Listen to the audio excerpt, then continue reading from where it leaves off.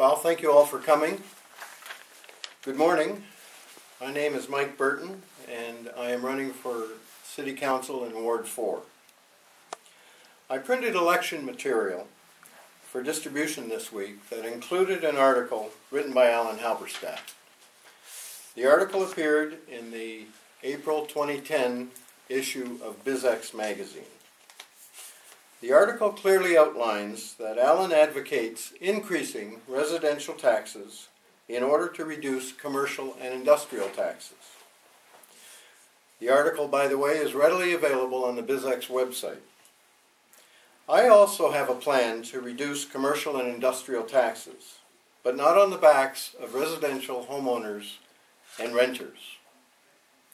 Late Sunday night, around 11 o'clock, I received an email from the magazine publisher, Alan's longtime employer, which threatened legal action for copy infringement. I had printed 6,500 flyers for distribution to all Ward 4 residents, featuring a copy of Alan's column in which he refers to homeowners as the pampered residential class.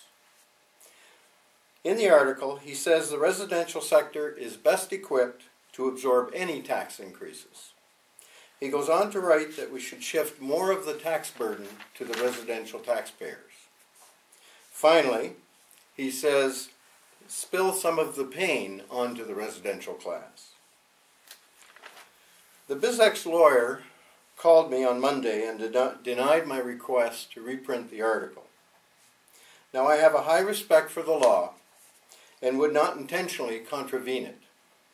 However, I do not feel there is a level playing field where a professional journalist can command a re-election pulpit to enhance his political career to the disadvantage of all other candidates. As well, it's very troubling to me that BizX and Alan would use the Copyright Act of Canada to thwart his challengers from shining a light on his thinking. It is clear that Alan Halberstadt and his publisher do not want his tax musings to be communicated to Ward 4 residents before the election. He will go to any lengths to keep this agenda hidden. Since the magazine has been a vehicle for Alan to communicate his political views, I felt it only fair to use the article to illustrate his tax position. I believe that when an incumbent wants re-election to increase taxes, the voters have a right to know that. However, it appears that Alan wants to keep his agenda hidden and that BizX wants to stifle any debate on it. I call on Alan, tell the voters you want to increase their taxes. This intimidation will not stop me from presenting the facts to the voters in Ward 4. Thank you very much. Did you get any legal advice yourself after this? Or? I did, when this came up, I did get some legal advice. And when I received the notification of the concern from BizX magazine on Sunday night, I informed her lawyer on Monday when they contacted me that I would not distribute the flyer that I intended to distribute. So in effect, they have stopped my campaign in a very critical week. Can't you use other tactics? Can't you use other tactics? I find it difficult to develop very quickly other tactics, but I am working on one that I think will be effective.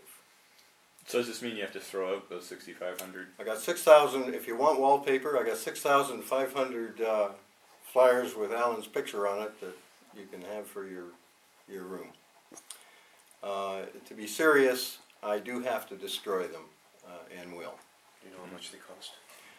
They ran me about $500, I believe. What were you threatened with? What legal action? It was clear in the email that the publisher sent me that her lawyer was going to call me. She quoted the Copyright Act. which, by the way, on the particular website page that I took this from, there's no mention of copyright. But that was quite clear that she had intentions of following through, as far as I could tell. I don't know why she decided to send this note Sunday night at 11 o'clock, but it worked. How did they, I'm sorry, you hadn't distributed it yet. How did they even know you did it? I had distributed about 200 copies of the unit, and obviously somebody must have gotten back to Halberstadt's headquarters. What's the bigger issue for here? Is it the copyright issue, or is it Halberstadt's tax stamps? Well, Tom, I think the real issue is the fact that Alan wants to increase property taxes for the residential class. That's the issue. And he doesn't seem to want to tell anybody before the election. He's remained silent on it. In any materials I've found, he's remained silent at the debate that we held on October 13th. He simply says he wants tax relief for the industrials and commercials. He and I agree on that. We both want that. Mine won't put a tax impact or burden on the residential class. What is your plan? My plan is to